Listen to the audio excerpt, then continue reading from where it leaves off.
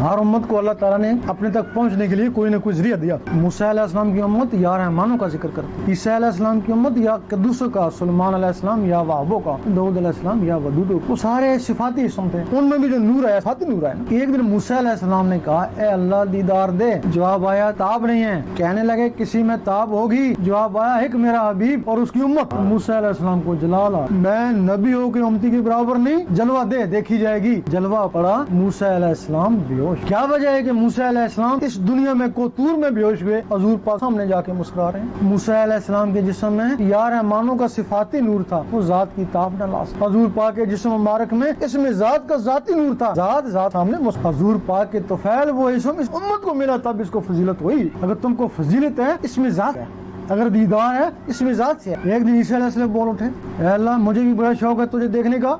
अल्लाह ने फरमाया तूने मूसा का हाल नहीं देखा? मूसा का हाल देखोगे तो वो सहम गए। अच्छा फिर तुझे कैसे मैं देखूं, मुझे तो बहुत शौक है। इसको देखना बड़ा दूर की बात है, कोई देखेगा, एक मेरा हबीब देखेगा और उसकी उम्मत देखेगी। ईसा अलैहिस्सलाम ने कहा, ए अल्लाह मैं अपनी नबूवत को छोड़ता हूँ, मुझे ऊपर ही उठा, मुझे दीदार कराना। अब ईसा अलैहिस्सलाम को अल्लाह ताला ने ऊपर उठा लिया, दुआ मंजूर कर ली। फिर मेहदी अलैहिस्सलाम आएंगे, फिर ईसा अलैहिस्सलाम को नीचे भेजेगा, फिर कहेगा मेहदी से बैत हो, मेरा उम्मती बन, इसमें जात ले, फिर तुझको दीदार कराऊंगा। यही सुना होगा ना कि मेहदी अलैहिस्सलाम से बैत हो, क्यों होंगे? नबी हो गए इसमें जात के लिए, वरना नबी को जरूरत नहीं है किसी से जाके बैत होने की, सिर्फ इसमें जात के लिए और उसके दीदार के। वो चीज तुमको हासिल हुई है, तुमने तो उसको ठुकराया हुआ है, और इसके लिए कोई पाबंदी भी नहीं है। नमाज के लिए फिर भी पाबंदी है, अगर तू नशे में शराब पीता मत नमाज, है ना कुरान मजीद में। बहुत से लोग शराबी हैं, हम भी बैठे होंगे, वो इसी चीज से नमाज नहीं पढ़ते कि हम शराबी। बहुत से जुआरी हैं, बहुत से जानी हैं, बहुत से हराम खाते हैं, वो कहते हैं हमने नमाज पढ़ ली तो उसका फायदा हमको क्या होगा, यही कहते हैं ना, हम खा टकरे हम मारेंगे ना।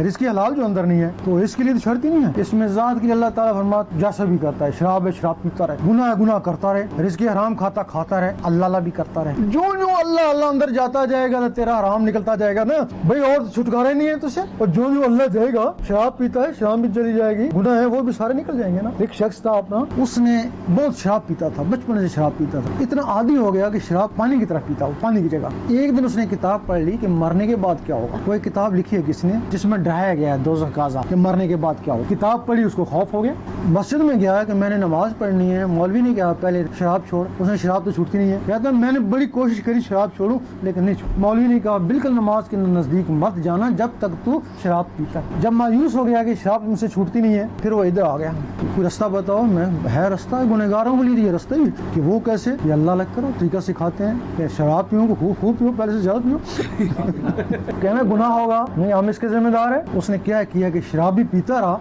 और जो तरीका अल्लाह को बताया था वो भी करता रहा। वो 20 दिन या 25 दिन उस बाद उसकी बीवी आई, कहने लगी अब जब वो शराब पीता है अब उसको उल्टी हो जाती है। वो अल्लाह चला गया ना अंदर, अब अल्लाह को कहते शराब क्या करे जाके, पीता जरूर है आदत के तौर पे लेकिन उसको उल्टी हो जाती है। फिर बाद में 2-3 महीने बाद आया, छोटी छोटी दाढ़ी भी थी, हमारे साथ से नमाज भी पढ़ी। अब अंजमन का बेहतरीन रुकन है।